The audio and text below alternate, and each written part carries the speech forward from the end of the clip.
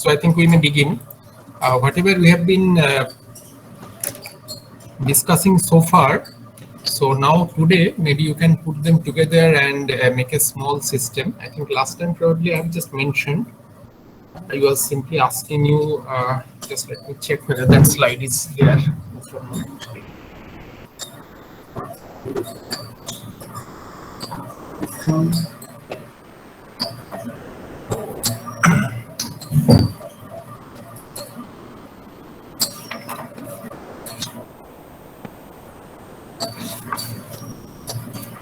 Yes, so I think at the end, maybe some of you might have logged off by that time.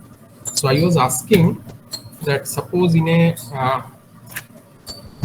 real life situation, many times you will find that there are several 7-segment displays. It may start from as small devices like your calculator to maybe large displays that you may see in a marketplace, airport, or wherever. So suppose I am having something like multiple 7-segment displays. Multiple means maybe I have considered 8 number, though I have not drawn all of them.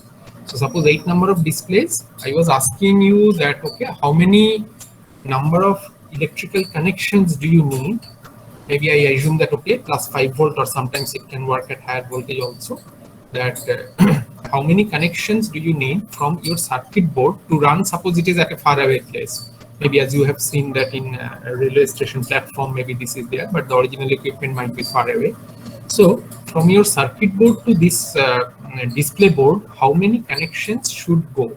So I mean, a straightforward calculation may tell you that, okay, if this connection, the power connection is common, then for everyone, if I disregard the decimal point, then I require 7 connections, so 7 into 8, 56. But then I think some of you have said that, okay, it can be reduced. So today, actually, your experiment is to work with this so-called multiplex display, where the idea is that to display or to activate a particular display at a time instant. So what will happen, due to persistence of vision, when one display is active, other displays are off, and the next moment when suppose the first display is on for some time, all other displays are off, then second display will become on, then third display will become on. So if I can repeat this cycle very quickly, let us say at several hundreds of kilohertz or even tens of kilohertz, then certainly due to persistence of vision, it appears that all of them are glowing simultaneously. However, because in practice, actually, you are activating a particular segment only for a very short amount of time, maybe the amount of current required to produce an average intensity will be higher than the one that you need for a constant lighting up. So that is another issue. Right now, I think we need not have to think about that point here. So the basic idea was like this, that suppose, let me draw just a few 7-segment displays.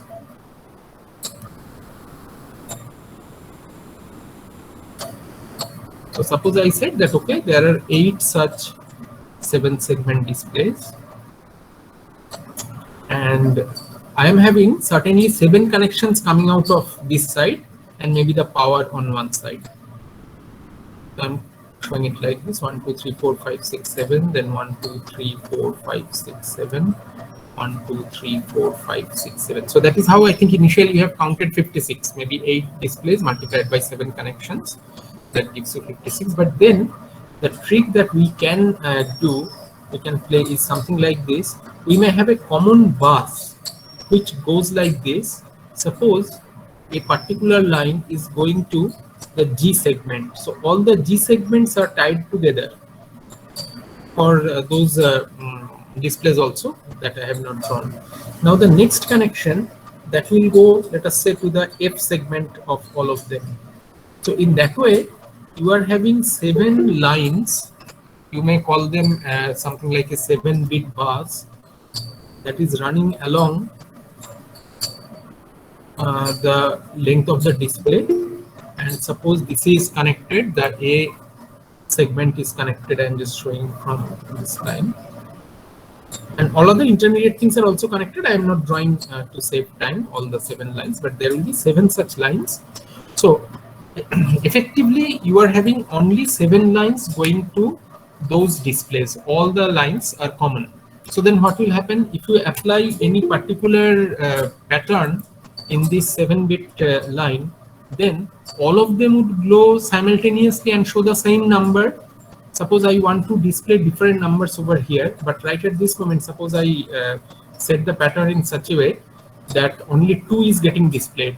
So then 2 will be displayed everywhere because all the connections are identical. I'm sending this line, the G segment information to all of them. I'm sending A segment information through this line to all the displays. And then probably some of you have prompted me that time that how I can have that. Probably I think we have already mentioned it at the beginning. So maybe while sending a particular code over here, we will activate only one display and deactivate the other displays. So how that can be done? Can you suggest something?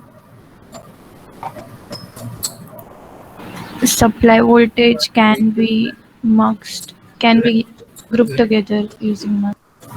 So supply, I will not allow the supply to reach all of them, but I will cycle it through this. I mean, depending on the number of displays. Suppose there are 8, so I will make it high first, then I will make power supply available over that, and so on. Sequentially, I will come to the last one and then repeat the same cycle. Once again, we'll come back over here.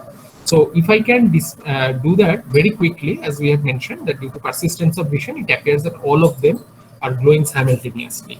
So here, how I can control the power supply? Any suggestion? So we can use transistors for. Pardon me? We can use transistors for.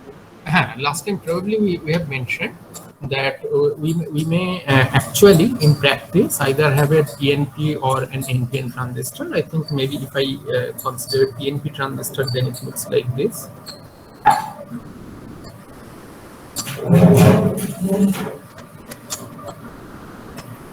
So what kind of voltage you need to apply at the base so that it gets the power supply? Low, because it's an NPN. So if you recall that we need to make this base emitter junction forward biased. So sorry, that is PNP. So for PNP, you need to make this base negative with respect to the emitter, so that emitter base junction gets forward biased. However, in this case, if you recall a little bit of your analog electronics, whether the transistor should be in cutoff, saturation, or what is the other region called other than cutoff and saturation? Active. So sometimes they used to divide it into 2 more regions, like forward active, reverse active. But anyway, active, let us say. So then in this case, what do you think? The transistor should work in the active mode, saturation? No, it should work either in the cutoff. Either in the cutoff or in the saturation. Right. So depending on whether I want the current to pass and lit it up. So if I consider this to be just like a control switch, so when the switch is turned on, at that time the transistor is at what state, or in which configuration it is, cutoff or saturation? It is on, it is saturation. So probably remember that VC saturation voltage is something like 0.2, 0.3 volts. So in an ideal switch, it should have been 0, but now we are having a small drop. So here, if we are applying something like 5 volt, then certainly I have to make it low. But in that case, if emitter is 5 volt, base is 0 volt, that means base emitter voltage is 5 volt. Do you think it will be able to withstand? Or do I need to do something else? So maybe a resistor. I mean, there are different ways. For example, I can have a resistor in the base, so that will limit the current. In that case, I may have to have another resistor in the collector, because that current also need to be limited. Otherwise, I think as we are putting some 330 ohms or something, that might be needed. Or else, rather than keeping in both of them, I can shift it to a single resistor at the emitter, because in that case, it will serve for both the base current as well as collector current. Calculation will be slightly different, so I'm not going into that. And since the simulator, I think simulator probably supports mixed mode, but maybe for all of you, I do not know whether it will support. So today's case, we will not really use the transistor. And just in the passing, because we are talking about maybe some commercial product that uses this kind of thing, some information, I mean additional information I can give in the passing, that in I'm not sure whether you are aware 7447 is having open collector output. Did I explain what is the open collector output? Probably I did last time, right? You remember what's an open collector output? Either you say yes or you say no. I mean, don't spend time just. So, in case of open collector, what is the situation? That the output of the IC, suppose this is inside the IC, this is a one output line. So it can go to logic 0 when this transistor is turned on, but when the transistor is turned off, what will happen? Whether it will reach a logic 1. If you recall something called a totem pole output, where you are having, I'm trying to draw with a dotted line with a different color. You are having another transistor over here. There are some resistors, some diodes, so I'm just skipping them for the time being, which is connected to +5 volt or logic 1, whatever is the voltage. So in those cases, when this transistor goes off, the other transistor turns on, allowing the power supply to reach the output. But for a so-called open collector type, this transistor is missing. So either it is on state, means it is grounded, so or it will be high impedance state in that case. So high impedance means you can connect many of such things together, and whoever takes the control, the other one will not have any contention with that. So this 7447 is basically having an open collector type of output over here. So in that case, it is not really mandatory to have +5 volt. You can actually increase that one, because in many large size, suppose you must have seen those small 7-segment displays, but sometimes in a commercial establishment, you will find that, okay, there might be each segment height is 2 inch or more than that. So in such a case, rather than having just a single LED, they are stacking a series of LEDs. So certainly the activation voltage will be much more than 1.6 or 1.7 for a single red LED. So in that case, what will happen? 5 volt might not be sufficient to lead them up. And 7447, because of this open collector condition, open collector transistor, if you look at the specification, it says that it can withstand up to 15 volt. There is another IC, 7447 can withstand up to 15 volt. There is another IC called 7446, exactly same functionality, but it can withstand up to 30 volt. So maybe if you use for some commercial purpose, large size 7-segment displays, then you may have to give an activation voltage of 30 volt over here, I mean up to 30 volt. So, but then what would be the problem if I am having, rather than open collector, I am having the totem pole output where the output will be 0 and 1. Could you foresee what would be the problem? Rather than having a high Z and 0, if I am having 0 and a fixed value of logic 1, that means a totem pole output with this transistor, do you foresee any problem? Like the current will be really high. Yeah, can you explain what you mean by that?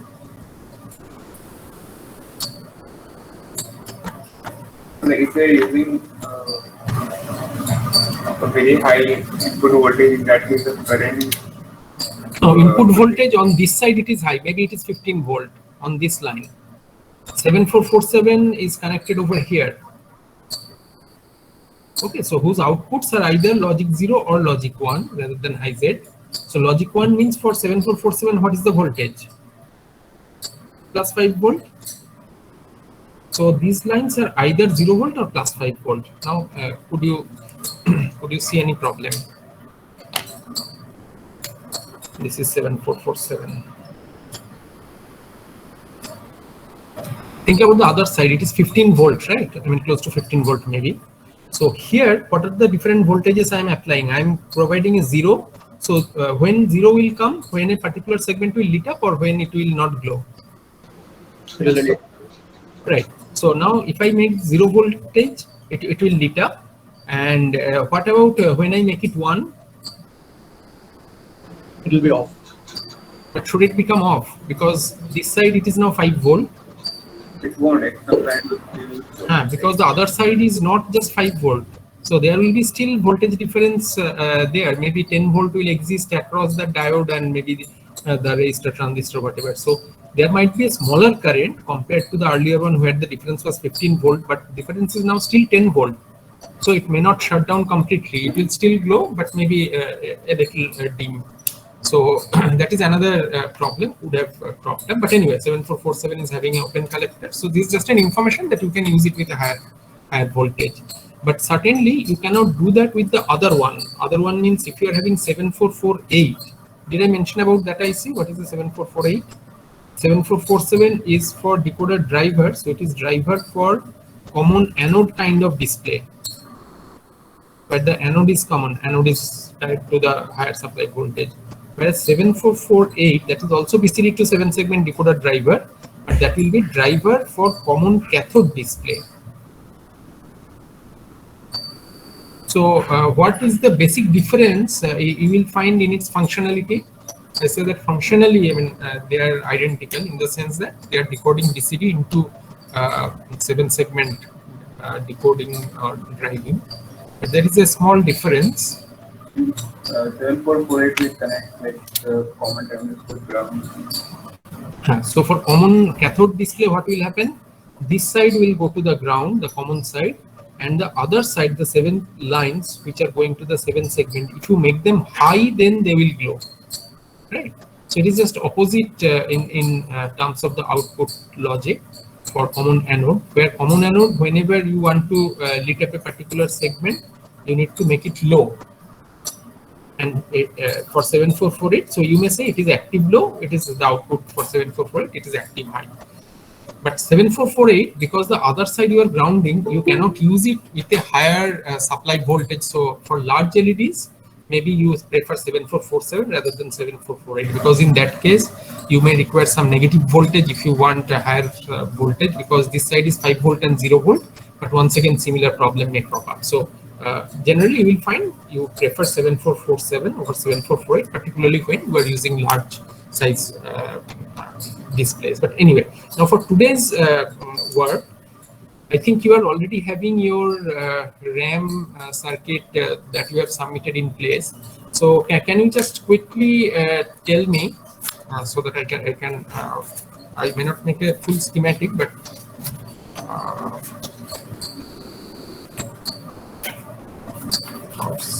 okay. So I may not have may not draw a full schematic, but what are the things you have put in place in your last experiment? If you can just tell me the number of ICs or by their functionality, if you recall. So first of all, you have got a RAM. Now, what are the other things you have put other than the RAM in your synchronous counter 74. You put synchronous counter, right? 74193, maybe 193 or 192, depending on whether decade counter. So this is a counter, so 74192 or 193.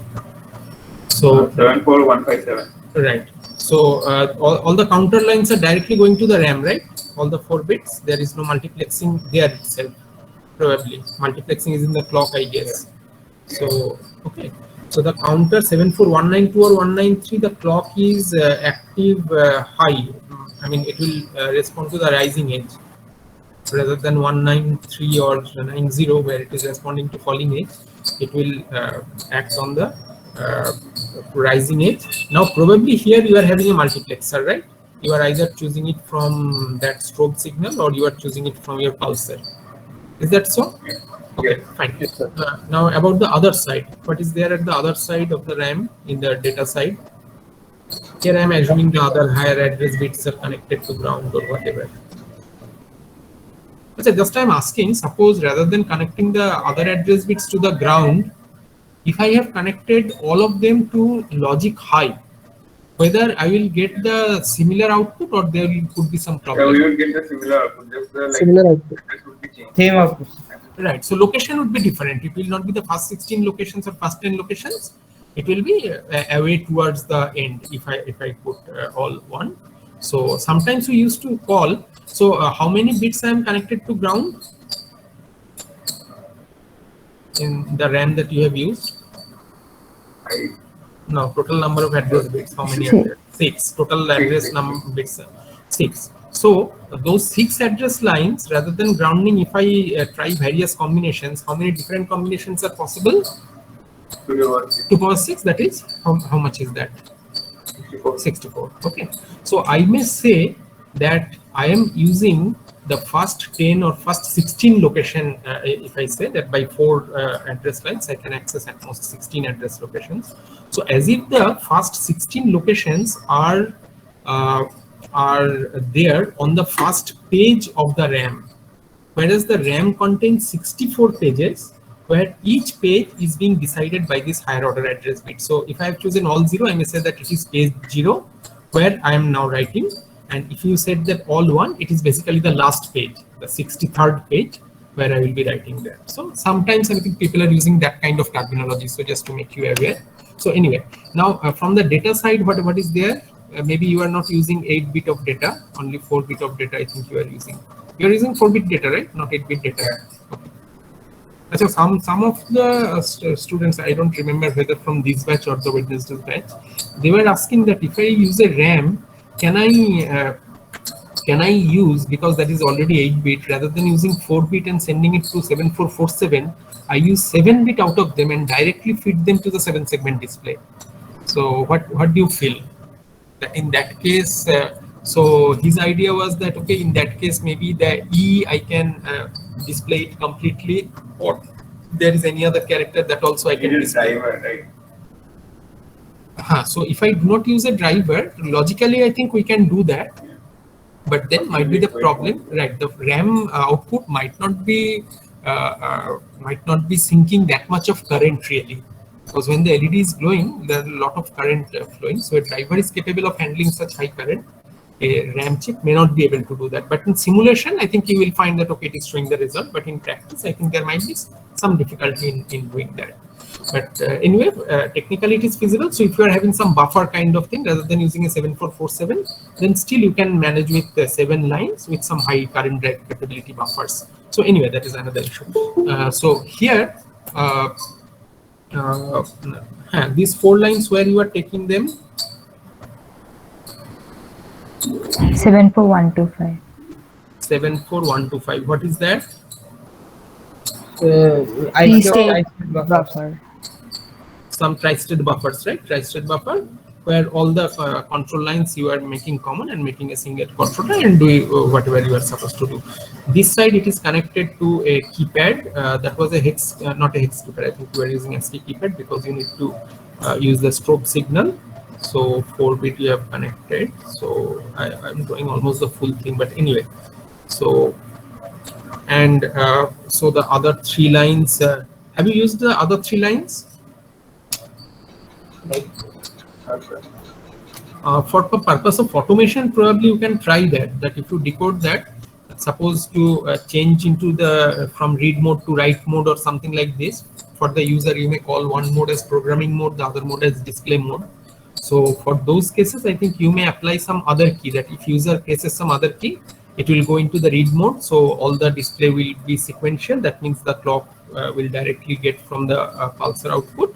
In other case, if you press any other key other than the designated key, then it may come out of that display mode and it will go into the programming mode. So whatever you press then, that will be programmed or stored in this RAM. Once again, if you put a particular key, press a particular key. Yes. But in that case, if we use a certain key for certain purpose, then we need to keep that key pressed, right? Otherwise, the multiplex output would change once we start entering the values or whatever. Actually, here I think whenever you are using that, at least in the simulator, the keypad, the ASCII keyboard you are having. So once you press a key, so it will, the output will be corresponding to that key only. So for example, if I press capital O or something, so then all the outputs will be high or something like that. So in that case, that will remain over there till you press some other key. So once you press the key which is designated for display, if you just press it once and keep it, I mean, don't disturb it, so the output will be there. So you can use a plain combinational logic to decide the select line of the multiplexer. But now, key for display. Okay. So in the keypad, I press D, it goes into display mode. I use or whatever. Right. But then when I say, okay, I want to go to another mode in which I want to read the data, so I press R or something. No, this is the reading the data. Display means it is reading the data. Oh yeah, sorry, display is reading the data. So, I need to press the other keys, right? For programming mode, whenever you want to, suppose you want to store some number once again, change the number. So as soon as you press a number key, it will automatically come out of that earlier output. So then the what do you call that? That multiplexer select line will change and allow the strobe signal to reach that clock as well as the write enable. Okay, so you may try that. So now tell me about this portion, what you did with the display. So you are having a 7447. You are having a 7447 connected with this 4 line. I guess it is like this, right? 7447, where there are 7 outputs going to that display, and that. So this is the kind of design you have got. And maybe if you have put a multiplexer, is there any other IC you have put? 74. Because you need to get this clock from 2 different sources. One is the pulsar, another is that pulse stretching circuit. If you recall that we have done some sort of pulse stretching circuit over there, right? We have put 1 inverter, we have put 2 buffer. Last time I think you remember probably. Then we are having a 3 input AND gate. AND gate or OR gate? AND gate, I think, because it was active low. So now we use this line and that is going to our write enable as well as this clock. So the write enable and clock, they might be having 2 different sources. Clock either from this one or from the pulsar. Write enable either from this one or disable, that means maybe from high. So for that one, you can use another IC.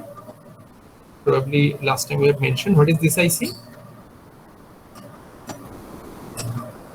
Do you remember? Multiplexer. This is a multiplexer. So there are 4 2-to-1 multiplexer. We use just 2 of them. One for this